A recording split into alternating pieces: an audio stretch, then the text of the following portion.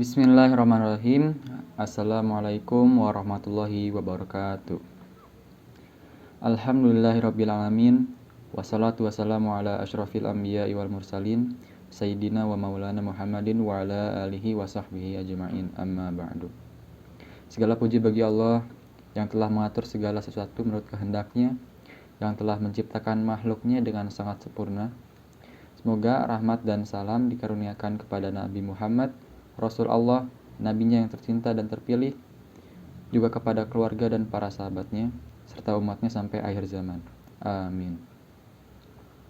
Pada kesempatan ini saya akan menyampaikan tausiah tentang keutamaan membaca Al-Quran. Al-Quran adalah salah satu mukjizat yang diberikan Allah Subhanahu wa Ta'ala kepada Nabi Muhammad SAW. Al-Quran ini menjadi kitab suci umat Islam sebagai pedoman dalam menjalankan ibadah dan muamalah. Al-Quran pun berisi ilmu pengetahuan dan teknologi yang dapat terus digali dan dikaji demi kemaslahatan umat manusia. Al-Quran mempunyai 114 surat. Surat yang terpanjang adalah surat Al-Baqarah yang terdiri atas 286 ayat.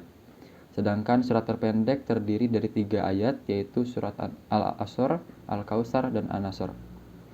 Adapun jumlah ayat di Al-Quran adalah 6.666 ayat.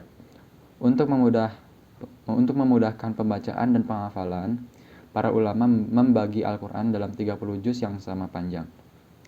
Setiap orang yang membaca Al-Quran dengan ikhlas karena Allah, maka ia mendapatkan pahala. Pahala ini dilipat gandakan jika disertai dengan kehadirat hati, penghayatan, dan pemahaman terhadap ayat yang dibaca. Maka satu huruf bisa dilipat gandakan pahalanya menjadi 10 kebaikan, bahkan 700 kali lipat.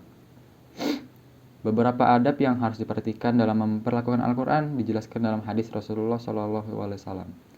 Salah satunya menyatakan bahwa janganlah kalian menggunakan Al-Quran sebagai bantal. Hadis riwayat Baihaqi.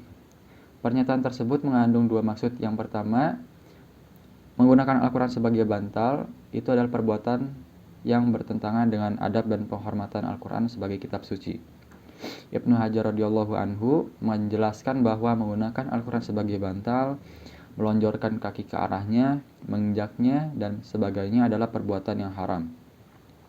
Kedua, maksud jangan menggunakan Al-Quran sebagai bantal adalah jangan melalaikan Al-Quran. Misalnya, meletakkan Al-Quran di atas batu nisan kuburan dengan tujuan mendapatkan berkah. Perbuatan tersebut sangat tidak menghormati Al-Quran dan tidak akan memberikan manfaat apapun. Al-Quran sebagai kitab suci umat Islam mempunyai banyak keutamaan, yaitu 1. Al-Quran adalah kalam atau perkataan Allah Subhanahu wa Ta'ala. Itu berarti perkataan yang paling benar dan tidak ada keraguan sedikit pun di dalamnya.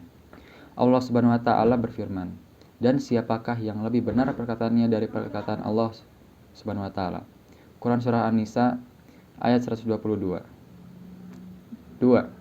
Al-Quran adalah petunjuk dan kasih sayang rahmat bagi orang yang bertakwa. Allah berfirman, sebagai petunjuk bagi orang yang bertakwa. Quran surah Al-Baqarah ayat kedua. Dalam ayat lain Allah Subhanahu wa Ta'ala berfirman, sebagai petunjuk dan kasih sayang bagi orang-orang yang beriman. Quran surah Yunus ayat 57.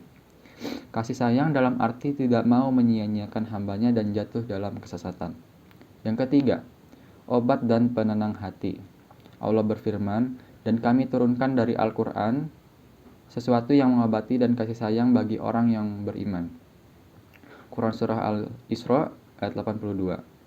Dalam ayat lain Allah berfirman, wahai manusia, sesungguhnya telah datang kepadamu mau'izah atau nasihat dari Tuhanmu dan penyembuh bagi penyakit-penyakit dalam dada dan petunjuk serta rahmat bagi orang-orang yang beriman. Quran surah Yunus ayat 57. Yang keempat, Al-Quran itu mencakup segala sesuatu. Allah berfirman, tidak ada sesuatu pun yang kami luputkan di dalam kitab. Kemudian kepada Tuhan mereka dikumpulkan. Quran surah Al-An'am ayat 38. Maksudnya Al-Quran mencakup hukum halal dan haram, kisah, berita gaib, nasihat-nasihat, perumpamaan, bahkan mencakup kaidah-kaidah ilmiah yang tetap. Bagaimana sikap kita terhadap Al-Quran? Sebagai seorang muslim, kita harus bersikap sebagai berikut. 1.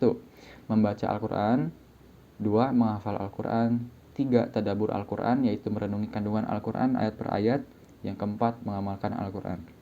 4 sikap ini harus dimiliki oleh setiap muslim agar Al-Quran selalu menjadi panutan dan tuntutan dalam hidup kita.